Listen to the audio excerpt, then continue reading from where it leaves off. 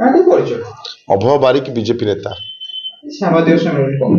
आज सांबादिक सम्मेलन कर मुख्य उद्देश्य था गत काली जोटा कि आमर एठिकार आठगड़ तिगिरा निर्वाचन मंडल विधायक रणेंद्र प्रताप स्वाई महोदय गोटे तांकर चिट्ठी नंबर जोटा कि 246 डेटेड 3/7/2025 जोटा कि माननीय मुख्यमंत्री पाक लिखिते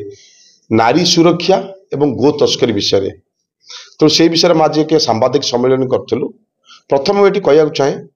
जिते 24 वर्ष स्थिर सरकार बीजेडी से आप नियंतु बेबिना इतिश्री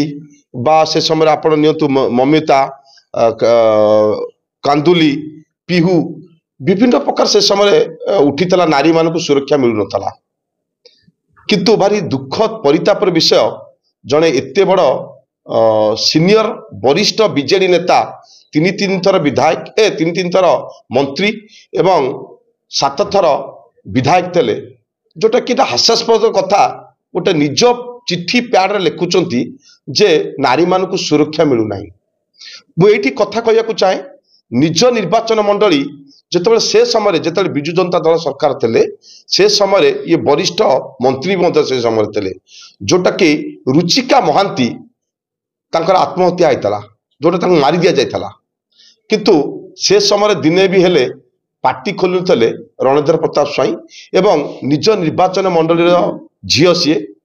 कौन सी दिन जाकि सरकार भी कथा उठे ना मुख्यमंत्री जन नते। द्वितीय पॉइंट आस गो तस्करी आपण मान समस्त जानते तिगिरिया बारमाणी जंगल रे गोरु मान हत्या करा जाई तांकर मांस बाहर देश को रप्तानी कर टन टन वाइज जोटा कि 5 किलोमीटर व्यापी तांकर अस्थि कंकाल पड़ी रही था से समय रणेंद्र प्रताप स्वाई नीरव थे यहाँ तो एबेका कथा नुहे ना दीर्घ वर्षर कथा 35 वर्ष शासन कला दिनटे पार्टी खोलुले मोटा आकार बटी नौले तेणु से ही परिप्रेक्षी आज आम सांबादिक सम्मेलन करूँ जोटा कि निज सरकार थिबा समय थरटे पार्टी खोलुले चिट्ठी लिखुले आज ये चिट्ठी केवल जेहेतु आज लोकप्रियता ह्रास हो जाइए से ये चिट्ठी लिखुंट केवल लोक मान भड़कईवाई एवं लोक मानकर किभली लोकप्रियता हवापाई आ लोक ग्रहण करूना ये मिछ चिट्ठी लिखि लोकप्रियता प्रयास कर परिप्रेक्षी आज एक सांबादिक सम्मेलन आम करूँ।